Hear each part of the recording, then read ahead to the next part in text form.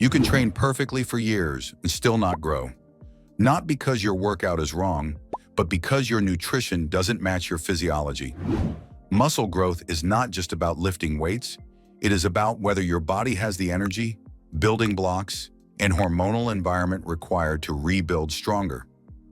Today, I'm going to explain muscle-building nutrition from a medical perspective, so you understand what actually drives growth. Most people think muscle growth happens in the gym, but it doesn't. Let me explain. Muscle growth, or hypertrophy, is the process of increasing the size of muscle fibers. As we discussed in previous videos, this occurs through three primary mechanisms. Resistance training creates mechanical tension and controlled microscopic damage within muscle tissue. This is known as the training stimulus. After training, during rest and recovery, the body repairs this tissue. If the repair process exceeds the breakdown process, the muscle adapts by becoming slightly larger and stronger. However, for this adaptive process to occur efficiently, nutrition is essential. Proper nutrition determines whether you grow or simply recover back to baseline. You may have heard the phrase, "You can't out-train a bad diet." That statement is completely true. You can train perfectly, but if your nutrition is inadequate, your body does not have the biological resources required to synthesize new muscle tissue. So understand this clearly. Nutrition is just as important as training. Without proper nutrition, training alone cannot produce optimal hypertrophy. If your goal is to build muscle, you must understand the fundamentals of nutrition. What is nutrition? Nutrition is the biological process by which the body obtains, absorbs, and uses substances from food to support growth, energy production, repair, and survival. Simply put, it is the process through which your body takes in food, breaks it down, absorbs it, and uses it. What are nutrients? Nutrients are the chemical substances in food that the body uses for energy, structural support, and regulation of biological processes. Simply, they are the individual components inside food that your body uses. Nutrients are broadly divided into macronutrients, micronutrients, water, dietary fiber. Macronutrients are nutrients that the body requires in large amounts. There are three main types: carbohydrates, proteins, and fats. These nutrients provide energy and the structural building blocks necessary for growth and repair. Micronutrients, on the other hand, are required in much smaller amounts. They include vitamins and minerals. Although needed in smaller quantities, they are essential because they regulate and support the biochemical reactions that keep the body functioning properly. Now let's break down each nutrient individually so you can clearly understand their roles. We'll start with protein, probably the most talked about macronutrient in the fitness world. Proteins are large, complex molecules made up of smaller units called amino acids. Think of amino acids as individual building blocks. When many amino acids are linked together in specific sequences, they form a protein. In the human body, proteins are not found only in muscles. They are present throughout the body, including in enzymes, hormones, immune cells, structural tissues such as skin, hair, and connective tissue. However, when it comes to muscle growth, we are primarily concerned with the contractile proteins inside muscle fibers, mainly actin and myosin. These proteins are responsible for muscle contraction. When muscle growth occurs, what actually increases is the amount of these contractile proteins within each muscle fiber. When you consume protein from foods such as eggs, dairy, meat, fish, or legumes, it does not enter your bloodstream as whole protein. During digestion, it is broken down into individual amino acids and small peptide fragments. These amino acids are then absorbed into the bloodstream and transported to various tissues, including skeletal muscle. Inside the muscle cell, they are used to repair damaged proteins and synthesize new ones. In humans, there are about 20 amino acids that are commonly used to build proteins. These amino acids are classified into two main types: essential and non-essential. There are 11 non-essential amino acids. The body can synthesize these in adequate amounts. There are 9 essential amino acids. The body cannot synthesize these in sufficient quantities, so they must be obtained from the diet.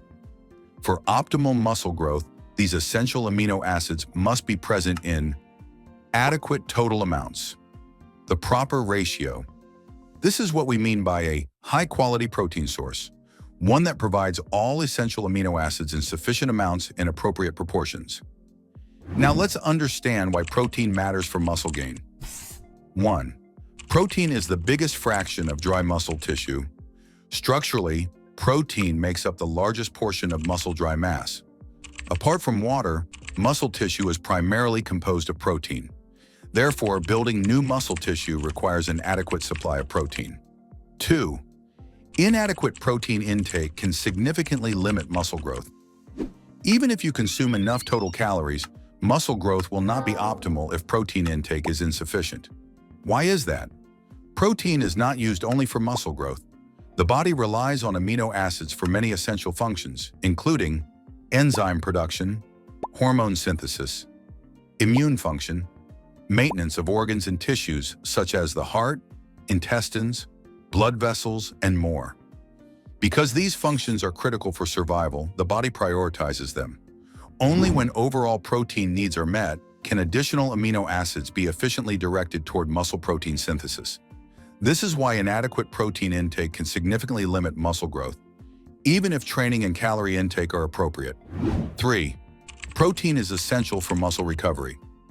After resistance training, muscle fibers undergo controlled microscopic damage. Amino acids are required to repair this damage and strengthen the muscle structure. Without adequate protein intake, recovery becomes slower, the adaptive response is reduced, strength progression eventually plateaus. How much protein should you eat?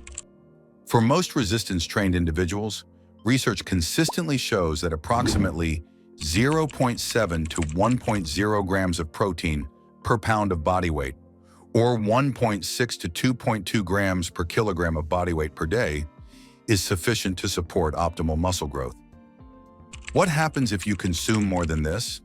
If you have normal kidney function, consuming protein above this recommended range does not typically cause significant health problems.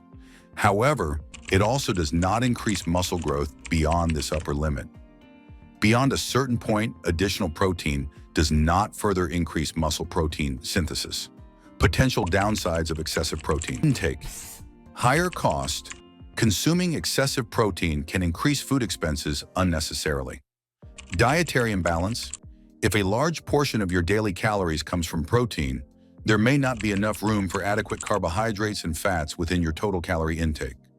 Low carbohydrate intake can reduce energy availability during training, while insufficient fat intake may negatively affect hormonal balance. Now let's talk about fats. Fats, more accurately called lipids, are energy-dense molecules composed mainly of fatty acids attached to a glycerol backbone. There are different types of fatty acids: saturated fats, monounsaturated fats, polyunsaturated fats. Among polyunsaturated fats, there are essential fatty acids. These are called essential because the body cannot produce them, so they must be obtained from the diet. Why do fats matter for muscle gain? 1. Hormone production. Fats do not directly stimulate muscle protein synthesis, but they play an important role in hormone production. Steroid hormones, including testosterone, which is important for muscle growth, are synthesized from cholesterol. If dietary fat intake is extremely low, the production of these steroid hormones may not be optimal, which can negatively affect muscle growth. 2. Energy density. Fats are more calorie-dense than carbohydrates and proteins. 1 gram of carbohydrates or protein provides about 4 kilocalories, while 1 gram of fat provides about 9 kilocalories. For individuals with a very high metabolism who struggle to gain weight, fats can help increase total calorie intake more easily. 3. Absorption of fat-soluble vitamins. Vitamins A, D, E, and K are fat-soluble vitamins. Without dietary fat, their absorption in the body becomes impaired. These vitamins play several important roles in overall health and muscle function. We will discuss their relevance to muscle growth when we talk about micronutrients. How much fat should you eat? For most individuals aiming to build muscle, approximately 20 to 30% of total daily calories from fat is a practical and physiologically supportive range. Extremely low-fat diets are not ideal for long-term hormonal balance. However, excessively high-fat intake can reduce carbohydrate intake when total calories are fixed, which may negatively affect training performance. In nutrition, balance is key. Before we talk about what carbohydrates do, we first need to understand what they are. Carbohydrates are organic molecules made primarily of carbon, hydrogen, and oxygen. At their core, they are sugar molecules, but not all sugars are the same. Carbohydrates exist in three main forms: monosaccharides, disaccharides, polysaccharides. Monosaccharides are single sugar units, the simplest form of carbohydrate. Glucose is the most important example because it is the primary fuel used by our cells. Disaccharides are made of two sugar molecules joined together. For example, table sugar, sucrose, is composed of glucose and fructose bonded together. Polysaccharides are long chains of many sugar units linked together. Starch, found in foods like rice and potatoes, is a polysaccharide.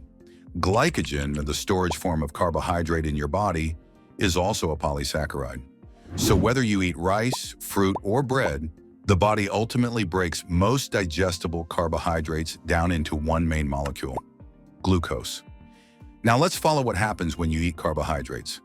When you consume foods like rice, bread, fruits, or potatoes, those carbohydrates are broken down during digestion into glucose. That glucose enters your bloodstream and travels to cells throughout your body. Inside the cell, glucose undergoes glycolysis. It is then further processed in the Krebs cycle, also known as the citric acid cycle. The end result?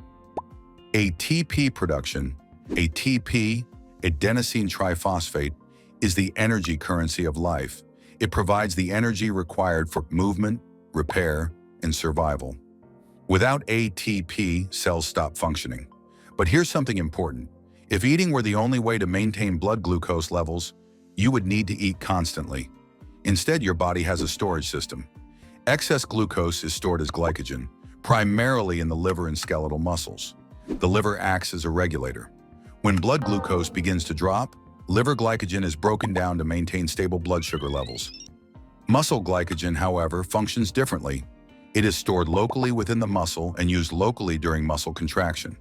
When you lift weights, your muscles rely heavily on glycogen to generate ATP quickly. If glycogen stores also become depleted, the body has a backup mechanism to maintain blood glucose levels. This process is called gluconeogenesis. During gluconeogenesis, the body produces glucose from non-carbohydrate sources, such as certain amino acids, lactate, and glycerol. This allows the body to maintain stable blood glucose levels even when carbohydrate intake is low. So why do carbohydrates matter for muscle gain? 1. Energy for training performance. Carbohydrates are the body's primary and most efficient source of energy, especially during high-intensity training. Your body is made up of trillions of cells, and every one of those cells requires energy to function. Your heart beating, your brain thinking, your muscles contracting under a heavy barbell. All of this depends on ATP. Even though carbohydrates do not directly build muscle tissue, they provide the energy required to train hard enough to stimulate muscle growth. Think of it this way: protein builds the structure, carbohydrates power the construction site. Without adequate energy, the construction slows down and muscle growth becomes biologically inefficient. 2. Insulin-mediated anabolic effects. Carbohydrates also influence the hormonal environment that supports muscle recovery and growth. When you eat carbohydrates, blood glucose rises and the body releases insulin. Insulin creates a more anabolic, or tissue-building, environment by increasing amino acid uptake into muscle cells, suppressing muscle protein breakdown, supporting intracellular pathways involved in muscle protein synthesis, including mTOR insulin, also supports faster recovery after training. 3. Glycogen-mediated effects. When you consume adequate carbohydrates, muscle glycogen stores are replenished.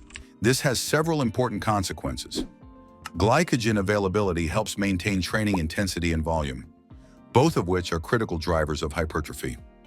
Adequate glycogen improves recovery by restoring the muscle's primary training fuel. Without sufficient glycogen, subsequent workouts suffer. There is also a visual effect. Glycogen is osmotically active, meaning it attracts water. For every gram of glycogen stored in muscle, several grams of water are stored alongside it. This is why bodybuilders often use carbohydrate depletion and loading strategies before competitions. During depletion, glycogen stores are reduced. During carbohydrate loading, glycogen is restored, often to higher than normal levels, bringing additional water into muscle cells. The result is a fuller, more volumized muscle appearance. This is primarily a visual effect, not new muscle tissue, but it demonstrates how powerful glycogen storage can be. 4. Protein-sparing effect. Carbohydrates also have what is known as a protein-sparing effect. If carbohydrate intake is too low, the body may increase the use of amino acids to help maintain blood glucose through gluconeogenesis. By consuming adequate carbohydrates, you reduce the need to use amino acids for energy. This allows dietary protein to be used primarily for muscle repair and growth, rather than energy production. 5. Cortisol and catabolism. Finally, carbohydrates influence stress hormones. During prolonged energy deficits or very low carbohydrate intake, cortisol levels can increase. Cortisol is a catabolic hormone, meaning it promotes muscle protein breakdown. Adequate carbohydrate intake, especially around training, can help moderate excessive cortisol responses and reduce unnecessary muscle breakdown. This supports recovery and reduces training-related fatigue. So far, we've discussed macronutrients, carbohydrates, proteins, and fats. They provide energy and structural material for the body, but there is another category of nutrients that is just as important: micronutrients. Micronutrients are vitamins and minerals that the body requires in small amounts. However, without them, normal physiological functions cannot occur. They do not provide calories. They do not directly build muscle tissue, but they regulate the processes that allow muscle growth to happen. There are two main groups of micronutrients: vitamins, organic compounds required for metabolic reactions; minerals, inorganic elements essential for structural and enzymatic functions. Micronutrients are especially important for enzyme function. Inside the body, countless biochemical reactions occur every second, including reactions involved in muscle protein synthesis, energy production, and hormone synthesis. These reactions are mediated by enzymes. For enzymes to function properly, the body must have adequate levels of vitamins and minerals. Without sufficient micronutrients, enzymatic activity becomes less efficient. As a result, the physiological processes that support muscle growth do not function optimally. Certain micronutrients are particularly important for muscle physiology. Vitamin D supports muscle function, influences hormone regulation. Deficiency is associated with reduced strength. Magnesium, involved in muscle contraction and relaxation, plays a role in protein synthesis. Zinc, important for immune function and cellular repair. Iron, critical for oxygen transport during training. These nutrients do not directly boost muscle growth. However, deficiencies can impair performance, recovery, and adaptation. Now let's bring everything together. Muscle growth is not caused by a single nutrient. It is the result of multiple physiological systems working together. Carbohydrates provide the energy required to train with intensity and sustain performance. Protein provides the amino acids needed to repair and build new contractile tissue. Fats support hormonal balance, cellular integrity, and overall physiological stability. Micronutrients regulate the biochemical pathways that make all of this possible. Remove any one of these components, and the system becomes less efficient. Training creates the stimulus. Nutrition determines whether your body has the biological capacity to respond. Muscle growth is not magic. It is applied physiology. Now you understand the foundation. Muscle growth is not a mystery. It is biology applied correctly.